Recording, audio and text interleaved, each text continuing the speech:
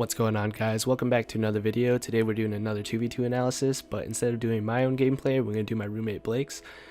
He's in 2v2, he's upper champ 2, lower champ 3, and I really think with his mechanics he could push him into upper champ 3, possibly even grand champ.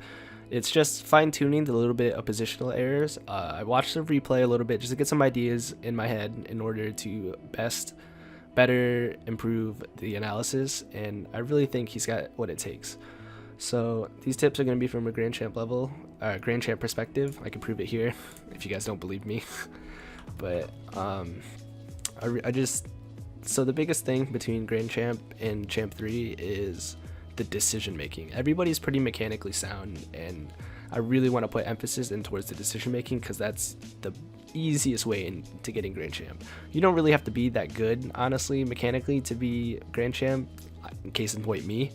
And it's just the decision making wins you way more games than just going out and doing random ceiling shots, and most of the time people are inconsistent with that anyway. So let's hop right into it. I got the replay saved in my hard drive here. That's the workshop maps.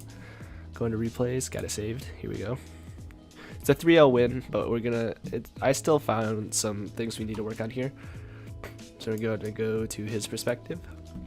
I'm going to play it out. Kickoff's alright. Generally in a 2v2 strategy, your kickoff, you're going to want to try to win the kickoff.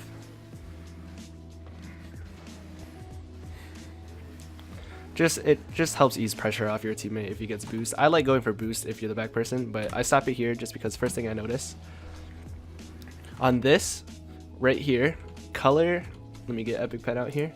This guy's flopping. If you saw it from like 5 seconds ago, this guy's flopping right here, and Blake here doesn't turn and challenge this ball right away. Replay is already on the wall, so he's going to be able to rotate back as quick as possible. He's not going to be flopping around like this guy on the wall color here. We'll play it through a little bit more. So here he gives them too much respect. He turns away. So he turns away like this guy and is facing this way. And he's facing like this guy is going to get a huge clear above his head, which there's no possible way. And this guy turns towards the wall already because he sees his teammates flopping around up here.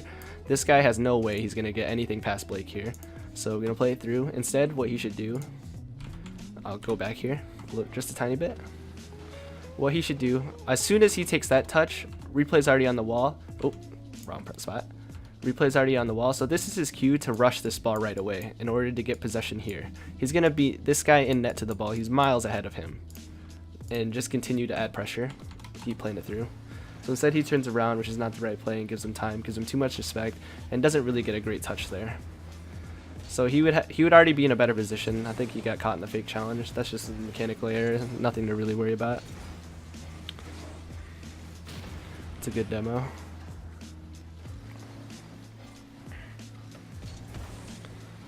There he should flip forward instead of side flipping, but that's just mechanical. He gets a lot more power if he flips forward there. I think he just missed the boost. Here he should be circling around and getting more pads. This is fine. Cuts off the pass. Good. This boost is fine. Works okay. I think he went for a demo. There he probably shouldn't circle towards the boost there and just keep going back. So one thing I noticed right here, on this touch, he doesn't use any of his boosts. He's got 85 boosts in the tank here. He's got 85. So what he should do instead, so this is already hit forward. He's waited here for a pass and it didn't come to him. So this guy is facing this corner already. So the only direction that this guy is going to be able to clear it is towards this corner. So what he should do here, what this guy should do here, is use his boost. Don't flip though, because if you flip, you're committed. If he just uses his boost to get there, say he cuts off here, which is probably around like 60, if it stops right here, which is probably around 60 boosts, he's roughly at the midfield here and is able to turn both ways in order to challenge the ball. So if he is already at this midfield by the time that, I'll play it out a little bit, by the time that enemy there gets that touch, he's going to be closer to the ball than this guy is going to be, because he's going back towards the net and is going to have to turn around once he realizes what his teammate is doing. So he would be able to challenge the loose ball right there. He would be a lot closer. He would already be around here and it is able to either get a corner touch or bring it up the wall for a cross, or is able to maybe hit it off this side wall, so that way it bounces back towards the midfield for his teammate. Let's see what happens. Doesn't hit it in the right spot of the corner, but that's not a big deal.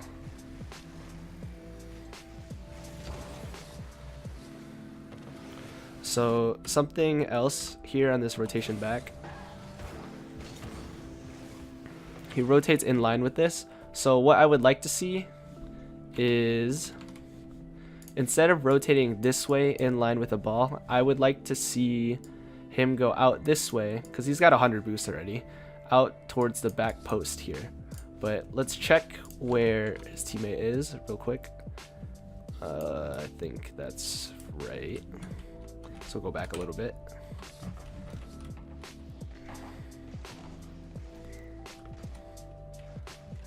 So actually turning here is not a huge deal because his teammate's super far away.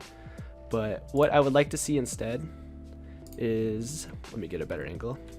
What I would like to see instead is when replay comes back this way, he should be coming inside here while Blake here is already around this back post. So roll should be reversed here. So he should be around this area, top of the box, maybe 18 back post. And replay would already be at this ball challenging from a better angle. So the angle Blake is challenging at here is going to push the ball out towards the midfield, and replay is way too far away to reach that. And Color is already going forward with it, and he's going to be closer, and they might get a shot on net here. Oh, I got to change back to his perspective. So there, I think it's just a little miscommunication. Both of them drove towards the ball. I think he misses the demo. That's fine.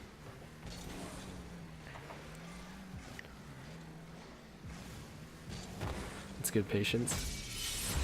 So just one more slight detail here. It's not a huge deal since it covered with a goal. So he looks towards that corner boost and doesn't see anything, so he goes to the mid boost. What instead he should do, I think, in my opinion, what he did is fine, but if he wants to get just a little bit quicker to the ball, let's go fly, so replay is pushing this ball towards the corner, and he's going to get there first. He's going to get control. What I think Blake here should do is pick up this pad, maybe circle back towards this pad, or just sit with the 20 in this mid here, because when we play it through, so on that he switches ball cam off is fine. So this ball here, this loose ball, this is fine actually. Where he's at is pretty good, but it's kind of hard to know who's gonna hit the ball. Enemy's gonna be towards the mid. It's gonna hitting it towards the mid. So the way he's facing here, this guy is gonna push it towards this mid, and this guy is gonna push it towards this back wall, or not back wall, the side wall here. So where he's at is actually pretty good.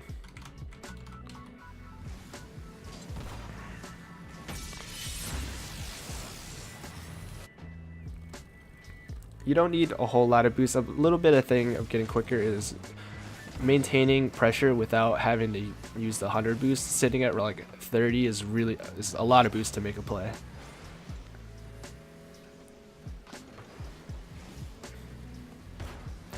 So he backs off. So this is a really good scoring opportunity. It's a little bit of a mechanical error, but so that's kind of a weird touch. He sees Color backing off here. So what he should do instead, he takes his touch towards the wall a little bit hard. So it's bouncing off the wall and it's bouncing toward, it's going to be a little bit closer to Color, but Color doesn't really react in time. What he should do instead, I'll watch it out, is slow down before he hits the ball so he gets a softer touch.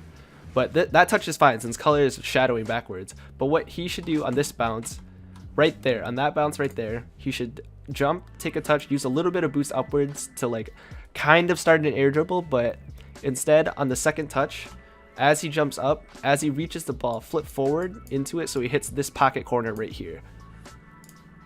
Color's in a pretty decent spot as shadowing, but he just gives him way too much space and a little bit too much respect. It works out for him in the end, but it's just a little bit of mechanical error. So he pre-jumps it too. Tried to get a low 50, but not a huge deal. And here's just not hitting it at the right angle. So he gets a pass and he cuts inwards. which is fine. That's the right idea. But if he wants to get a shot on net, because this is pretty open right now, what he should do is circle just a little bit wider. So hit it around, start coming at the ball around this area, so you're going forward with it. What he does instead is cut in super hard and tries to get a side flip shot. And that's a lot of redirect, and it's usually pretty inconsistent. So we'll just watch it out. So he does. So he comes in tight. He comes in at a tight angle right here. If he comes a little bit wider around this area, he's able to face the ball forward and control it possibly and get an even better chance of scoring. But it's just a little bit of a decision making, not a huge deal. Looks for demo, gets the demo. It's fine. So this is also a really good scoring opportunity. So he cuts in early. He cuts in really early, but this guy is still facing the ball in a good spot to clear it. So he's gonna hit the ball around this area right here. And the only way he can hit it is out this way. And he's gonna get it over his head. So Blake here cuts in a little bit too early, stops here as soon as the guy's gonna hit it. So what he should do is either take it a little wider, like around the back here. So he should have stayed where he's at. I'll go back just a little bit just to point it out. So this demo is perfect. He should, let me switch the spot here. Instead of picking up this middle boost right here, he should pick up this side boost. So keep going. You should pick up this boost and kind of sit in this area right here. Anywhere in here is fine. That way he can, that loose ball is going to come towards him, and he's going to be back in time in case that second guy that spawns gets a big clear anyway. He's going to be facing the right direction for both. But it works out in the end. He gets a nice little redirect into the upper corner. That's what I like to see.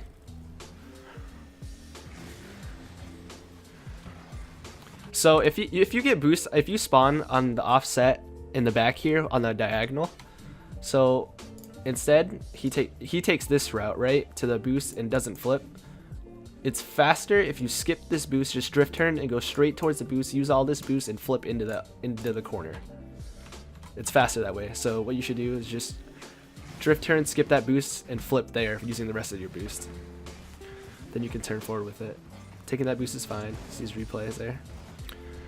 So this is just a little bit of, I think, hesitation. So I'll go back a little bit more so you can see the ball without it glitching out. So on here, this ball is rolling up the wall and it's going to come out of the corner like this. It's kind of just going to loft out like this and end up somewhere up here. So what he should do is jump as soon as he hits this pad. Either that or he just has to jump a little bit earlier, because he's got to realize that if this is rolling up the wall, it's going to come out. It's just going to hit off the curve and end up here. So he waits a little bit. This guy is facing back and he's going to have boost and he's going to go up for this ball. If he jumps earlier than him, he's going to beat him there. Replay's already going to be in the way of the corner to seal this boost and rotate out this way. So I would just like to see him jump a little bit faster. Like, he should already be in the air there, and he would beat him there. Instead of trying to get a touch there, I would just like to see him rotate out. So right here. What he does here is a lot of risk for very little reward. So he goes up and tries to redirect it somehow. I'm not really sure how you would hit that. It would be really awkward. While this guy's way closer to the ball and has an easier clear towards this corner and then maybe off the back wall to turn it into a counterattack. What he could do is just rotate back in behind, because replay's going forward here. He can just rotate back in behind and get a better starting position on defense. Or he could maybe even attempt an aerial demolition on this guy here as he jumps towards the ball. Keep going here. Yeah, if he gets a demo or a bump, then it might be really good for them.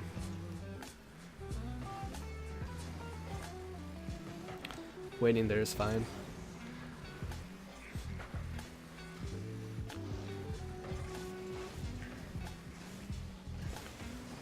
Okay, so two things on this part, on this like 3 seconds here.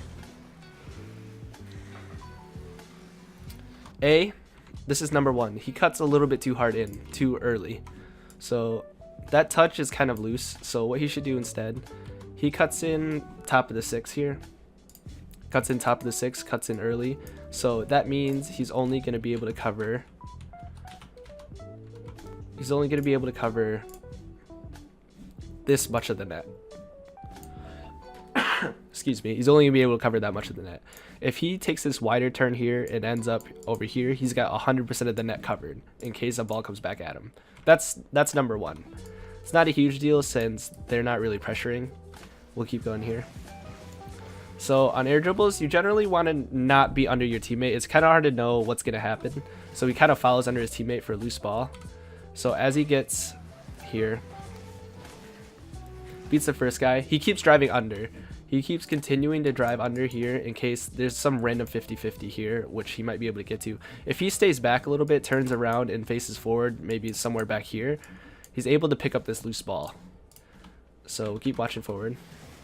So the way this 50-50 goes, go back here. How do I play it at a slower angle? Pace, left shift, okay. So we'll do 50%. So I can stop it at the right time. So on this 50-50, this guy's coming, so replay here has the right side of the ball covered with his air dribble. This guy's coming at it this way. So this ball, he has to realize the way each of the players are facing. He's only got 10 boosts here too, so if he has to turn around quickly, he's screwed. This ball's gonna pop out towards this side wall. If he waits somewhere back, if he's waiting somewhere back here, pick up these two pads possibly, he's gonna be able to challenge his loose ball right away on the counter. And another thing here is color's way back there. Let me clear this up a little bit. Color is way back here. He's still in the air. He's going to be super slow recovering. So this could be a chance for another goal. If he's here, he's able to challenge this ball to the side, and it would definitely end up being a goal. It's a small things.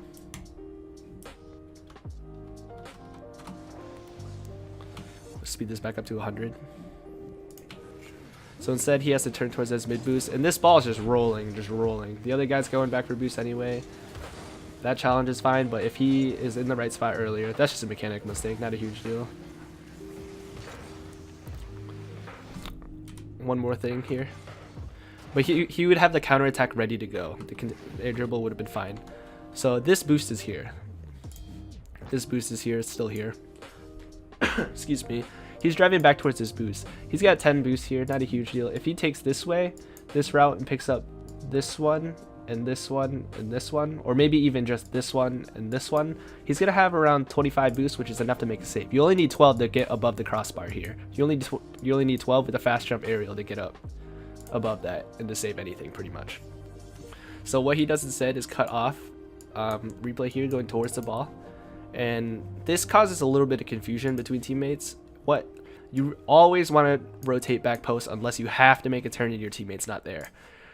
So it causes a little bit of confusion. Replay should be able to come in, take this boost here if he has time before he challenges the ball. But generally you want to go ball over boost, always. I've seen it too many times where people go boost over ball and get scored on.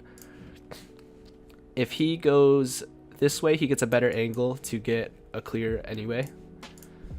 So watch it through, see what happens. So he has to avoid his teammate too. They have to avoid each other. So on this one, it's not a huge deal since they get the clearance. So he would already be around this area. Ideally, he should be around this area with 30 boost, 25 boost. That's enough to do anything. Watch it through. He'd be able to challenge this ball as well in the air. So he drives towards the ball. It's fine. He's just got to read that he's there. And this is also huge. So on this one, he gets a really soft clear here. What I would like to see instead, if he's in the net, I'll stop in the right moment. So he drives forward like this ball is already out of his net. So what I would like to see, oh, that's not the right one. What he should do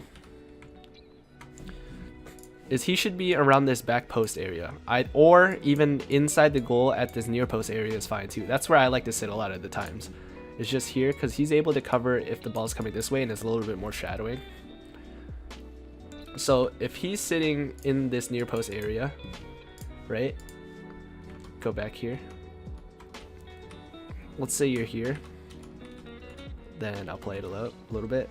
If he's still sitting in this near post, this bounce, he's able to charge up this way from the goal here. Let's say you're here.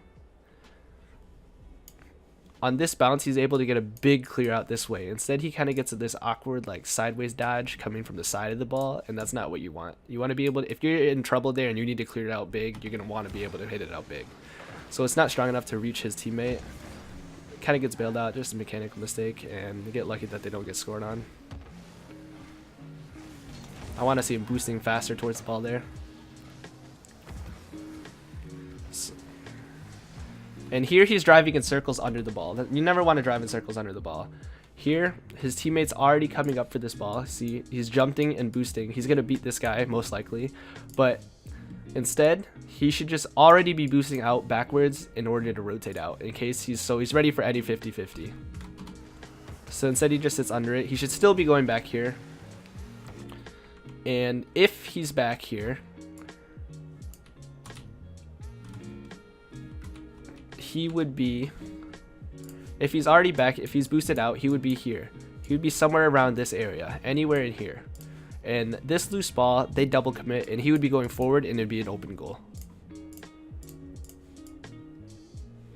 It'd be open for him to score. So they should probably be up 4-0 by now. It's open anyway, because the double commit just took them both out of the game, but he would be in a better position to score that in case. And also he'd be in a better position to defend in case the blue team does get a good clear or hit towards the net. This is fine. Rotates back post like I like. He goes forward for a pass. That's what I like to see. Just has to jump a little bit earlier. It's not a big deal. If it's risky, I just rotate out. Don't even go for the ball. Just stay on the ground, rotate out. So there he gets a little bit too close. And gets a little bit lucky that shot's not on net. So I think he tried to fake challenge him here. So what he should do, as soon as replay hits this ball, there's no chance he's going to be able to beat any of the defenders to this ball, right? He's way too far away. This guy's already coming towards the ball, full boost, and he's going to smash it. So what I would like to see instead is drift turn, use that boost right away, and flip backwards towards the net. Just be in a little bit better positionally on the defense. Misses that first pen, not a huge deal. There he could probably jump a little bit earlier. He would be able to beat that guy towards the ball anyway, if he was back earlier.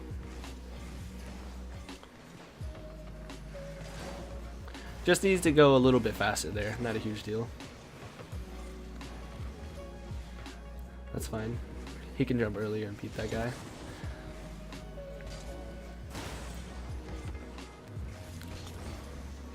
Boost steal's fine. Doesn't get the boost anyway. That's what I wanted to see in the first one when they first get into that corner. There he should be waiting more in the net. Be in a better position to get that. That's fine. So, okay, so a big trick in getting these, following up these side hits like this hit is perfectly fine. He gets this boost. What he needs to do after he gets that boost is drive in line with this bounce, and then he's able to just double jump up and meet the ball in the air. So generally you want to drive, and then this ball is going this way, right? You want to keep driving in this direction, so you want to start here and keep driving with the ball towards that way. So he's able to double jump up and maybe pop it over the other team. He's just a little bit slow. He's got 96 boost, and you want to use that boost to get there. If he's going full speed, then he's going to beat them every time. So there he just needs, they get a little bit lucky. So he kind of has full faith here, which he should be using the 60 boost in order to get back towards the net over here. And he would be in position for this cross, or at least closer to the other guy, closer to the ball than the other guy. But the other guy's not there, not a big deal. A little bit of a replay bug there. He's got to be using that boost. Just kind of driving under the ball. It's just in a little bit weird spot positionally. Mechanically, I think it's fine. So this is another instance where he's a little bit too close to the ball here. So here, this is where he should stop. He should hover around this area here. So that way, this bounce is going to go towards, if it goes this way and goes wide this way fast, then he's going to be able to get there. If it bounces a little bit more direct on the wall and comes out a little bit shallow, he's going to get there too. But instead, he tries a little bit too close, I think he thought it was going to get a little bit more mid. Gets a little bit too close and it gets over his head. I think the blue team forfeits here and that's why it stops. But all in all, I think he's got some pretty solid mechanics, and I think if he just tweaks his positioning a little bit more, he's going to get faster, and then it's going to make a little bit more sense if you watch a replay. So like positioning is the #1 key in order to play faster. You think playing faster just means rushing the ball at all times, just always on possession, always on like pressuring, and always challenging. That's not the case. Just being in the right spot in order to make a play on the ball instead of just hovering around driving in circles is the key to playing faster. This is my 2v2 analysis here, another 2v2 analysis. And you know what, I'm gonna start making threes videos. I'm grand champ in both threes and twos, and I think I could give you guys some tips in order to reach that. I don't think you have to be that good in order to get grand champ, to be honest, but just playing a little bit more positionally sound is a huge problem for a lot of people. It's the decision making. And just, hey, give me a shout out if you want me to do one of your replays, and send me an email and I'll get you hooked up. I'm really excited to keep doing this, and I really think it's a good opportunity for you guys to learn, and I really enjoy doing them too. So that's going to be it for this 2v2 analysis, and I hope you guys have a wonderful day or night whenever you guys are watching this, and until next time, peace.